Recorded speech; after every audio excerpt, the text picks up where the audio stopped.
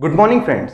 Today in our second lecture we will going to discuss about the instrumentation. Instrumentation जानेंगे UV vis spectroscopy की। UV vis spectroscopy की instrumentation को जानने से पहले हमें उसका introduction and what is the principle of UV vis spectroscopy. UV vis spectroscopy का क्या प्रिंसिपल है हमें वो जानना होगा। UV विज स्पेक्ट्रोस्कोपी के इंट्रोडक्शन और जो हमारे पास प्रिंसिपल है वो मैंने अपनी फर्स्ट वीडियो में जाके बताया हुआ है, तो आप अगर आपने नहीं देखी है तो first check out the first video and then come to the instrumentation, because बहुत ज्यादा इंपॉर्टेंट बन जाता है इंट्रो और प्रिंसिपल को जानना इंस्ट्रूमेंटेशन को जानने के लिए। तो let's start our instrumentation part. तो आप ये डायग्राम देख रहे होंगे, बड़ा टिपिकल सा डायग्राम दिख रहा है आपको यूवी विज स्पेक्ट्रोस्कोपी के इंस्ट्रूमेंटेशन का। तो एक एक करके जितनी भी चीजें लिखी हुई हैं मैं आपको बताऊंगा कि what are its uses and क्या इसका मतलब क्या मतलब होता है, कैसे रखी हुई हैं ये क्या चीजें होती हैं एंड यूजेस क्या है बेसिकली इसके। तो सबसे पहले अगर हम देखते हैं किसी भी एक यूवी विज स्पेक्ट्रोस्कोपी के इंस्ट्रूमेंटेशन में, तो यूवी विज स्पेक्ट्रोस्कोपी के इंस्ट्रूमेंटेशन में सबसे पहले हमारे पास लाइट सोर्स बहुत ज्यादा इंपॉर्टेंट होता है। लाइट सोर्स बहुत ज्यादा इंपॉर्टेंट होता है और आपको नाम से ही पता चल रहा होगा कि that light source will provide which type of light, मतलब इलेक्ट्रोमैग्नेटिक स्पेक्ट्रम के कौन से रीजन की लाइट हमें मिलेगी इस लाइट सोर्स से। नाम से पता चल रहा है स्पेक्ट्रोस्कोपी का नाम क्या है, UV vis spectroscopy. That will it will provide the light in the range of ultraviolet to visible light source. Ultraviolet to visible light source mainly हम अल्ट्रावायलेट ही लेते हैं, तो देयरफॉर लाइट सोर्स हमारे पास एक ऐसा होना चाहिए जो इस रीजन की हमारे पास क्या करे, हमारे पास लाइट प्रोवाइड करवाए। तो हमारे पास मेनली क्या होता है, लाइट सोर्सेज में दो एग्जांपल्स आते हैं। लाइट सोर्सेज में हमारे पास दो एग्जांपल्स आते हैं, एक आता है हमारे पास हाइड्रोजन ड्यूटेरियम लैंप, एक होता है हमारे पास टंगस्टन लैंप। एक होता है हमारे पास टंगस्टन लैंप और एक होता है हमारे पास हाइड्रोजन ड्यूटेरियम लैंप। एक होता है हमारे पास टंगस्टन लैंप और एक होता है हमारे पास hydrogen deuterium lamp. These two types of sources will provide the light in, हम बोल सकते हैं कि यार इलेक्ट्रोमैग्नेटिक स्पेक्ट्रम के UV to vis light, UV region की अगर हम मेनली बात करें तो उस रीजन की लाइट प्रोवाइड करवाते हैं। कौन दोनों जो मैंने आपको बताए, हाइड्रोजन ड्यूटेरियम लैंप एंड हमारे पास tungsten lamp. This is the criteria. अब अगर हम यहाँ पे बात करते हैं, थोड़ा सा आगे चलते हैं, हमारे पास लाइट सोर्स से हम आगे चलें तो सेकंड चीज आती है this is diffraction grating. What is diffraction grating? Diffraction grating की अगर मैं बात करता हूं तो डिफ्रैक्शन ग्रेटिंग में सिंपल तरीके से हमारे पास आता है कि व्हाट इज डिफ्रैक्शन ग्रेटिंग। आपने एक प्रिज्म का नाम सुना होगा। प्रिज्म क्या करता है कि एक लाइट को क्या होता है, एक लाइट को हमारे पास सिंपल तरीके से 7 कलर्स में स्प्लिट कर देता है या स्प्लिटिंग ऑफ लाइट में हेल्प करता है। समझ रहे हैं आप बात को कि प्रिज्म जो होता है हमारे पास स्प्लिटिंग ऑफ लाइट में हेल्प करता है। तो diffraction grating is the same as that of a prism. Diffraction grating का भी काम क्या है, प्रिज्म की तरह काम है, वो भी अपने लाइट्स को स्प्लिट करने का काम करता है इनटू इट्स कंपोनेंट कलर्स। कोई भी लाइट अगर कितने भी कंपोनेंट से बनी हुई है, तो वो उस इतने कंपोनेंट्स में स्प्लिट करने का काम करता है प्रिज्म। वही काम डिफ्रैक्शन ग्रेटिंग करता है। अब हमने डिफ्रैक्शन ग्रेटिंग ही क्यों लिया, इंस्टेड ऑफ हम प्रिज्म भी तो यूज कर सकते थे। डिफ्रैक्शन ग्रेटिंग की स्प्लिट करने की टेंडेंसी, किसी लाइट के कंपोनेंट्स को स्प्लिट करने की टेंडेंसी प्रिज्म से ज्यादा होती है। That is it is more efficient. Split करने की टेंडेंसी, स्प्लिट करने की योग्यता जो होती है दैट विल बी मोर, है ना। तो और अच्छे से लाइट के कंपोनेंट्स स्प्लिट आउट हो जाएंगे, लाइट के कंपोनेंट्स क्या हो जाएंगे और अच्छे से स्प्लिट आउट हो जाएंगे। आगे हमारे पास थर्ड आता है व्हाट इज स्लिट। अब स्लिट का क्या काम है, अब हम मैं बात करता हूं तो जो लाइट सोर्स थी उसके अंदर फर्दर कंपोनेंट्स थे लाइट्स के, तो वो जो फर्दर कंपोनेंट्स स्प्लिट आउट हुए हैं उनकी फर्दर कुछ अपनी इंडिविजुअल वेवलेंथ रही होगी। जैसे मान लेते हैं यहाँ पे 4 कंपोनेंट्स हमें दिख रहे हैं एक सिंगल लाइट के, तो हर कंपोनेंट की अपनी अपनी एक वेवलेंथ रही होगी, तो यहाँ पे ये जो है slit will allow the only a monochromatic light. अब मोनोक्रोमेटिक लाइट क्या होती है, मोनोक्रोमेटिक लाइट से हम क्या समझते हैं, जो हमारे पास एक ऐसी लाइट जिसकी एक सिंगल वेवलेंथ हो, एक ऐसी लाइट जिसकी हमारे पास सिंगल वेवलेंथ होती है, उसको हम बोलते हैं मोनोक्रोमेटिक लाइट। अब ये जो स्लिट है that will allow the light of a single wavelength, that will allow, ये क्या करेगा, ये एक स्लिट जो है वो एक सिंगल वेवलेंथ की लाइट को अपने थ्रू पास होने के लिए अलाउ करेगा, ठीक है ना।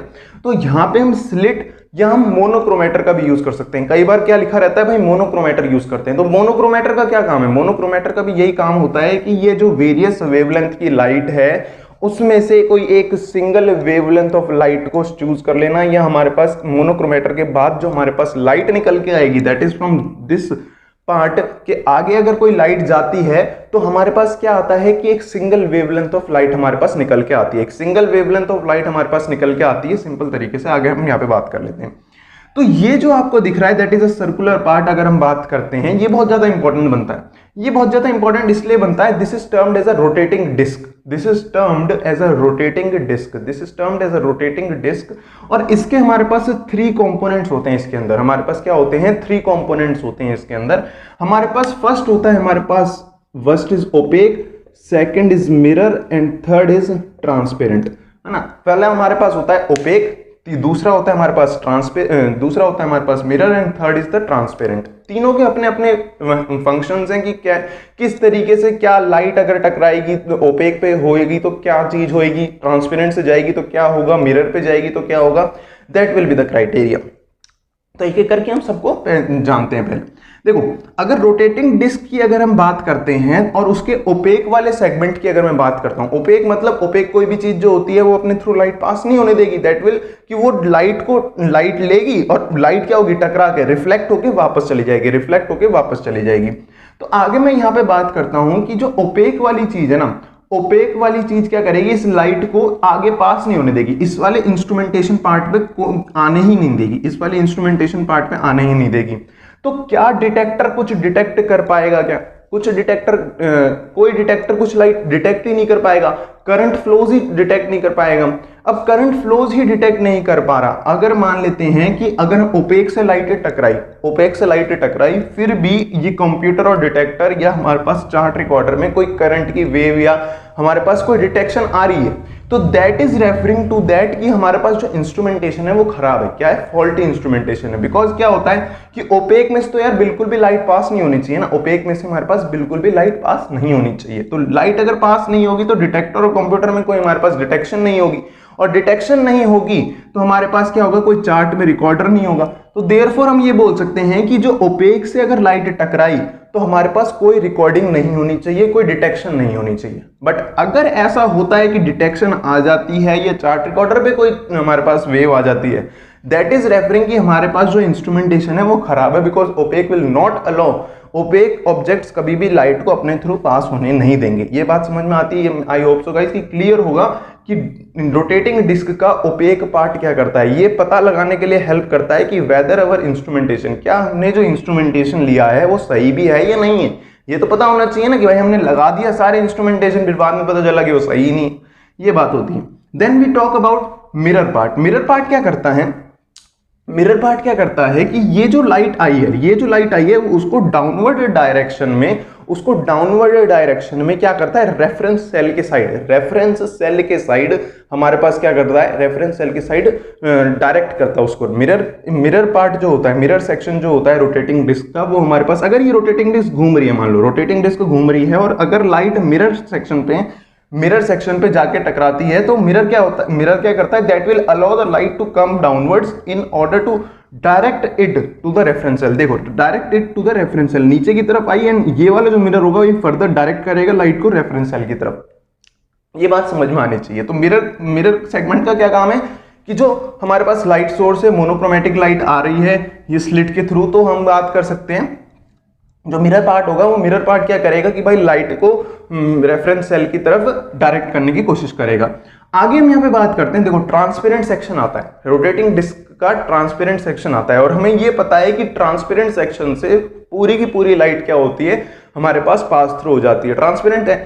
अगर हम यहाँ पे बात कर लेते हैं ट्रांसपेरेंट सेक्शन जो होता है, तो ट्रांसपेरेंट सेक्शन से सीधी निकल जाएगी लाइट, ट्रांसपेरेंट सेक्शन से एकदम सीधी निकल जाएगी लाइट। और अगर सीधी निकल जाएगी तो आप यहाँ पे ये देख सकते हैं सैंपल सेल पड़ा हुआ है, तो therefore transparent section will allow the light to fall on the sample cell.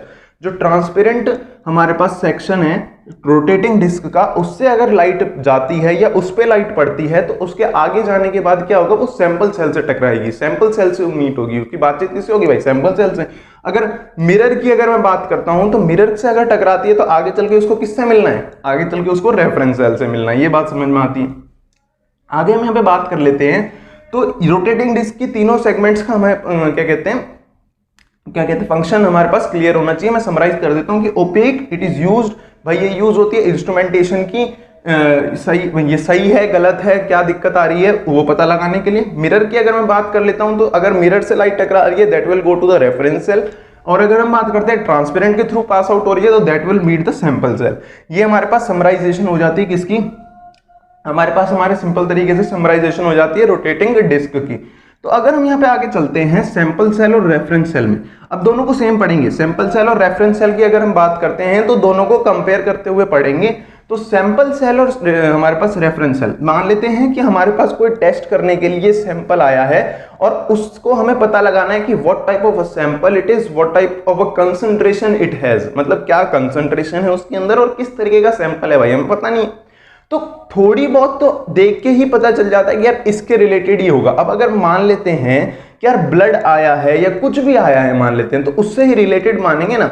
अगर खाने का मन है मतलब मोमोज, तो अगर हम बात करते हैं यार तो हमारे पास बर्गर खाना है, तो ये तो सिंपल चीज नहीं है ना, हम यही तो पता लगाएंगे कि किन दोनों में से मोमोज अच्छे हैं किसके। तो हम बात करते हैं अगर हमारे पास सैंपल कोई एक पर्टिकुलर चीज का आया है तो उसी से रिलेटेड तो रेफरेंस सेल लोगे ना, उसी से रिलेटेड हमारे पास रेफरेंस सेल लेना पड़ता है।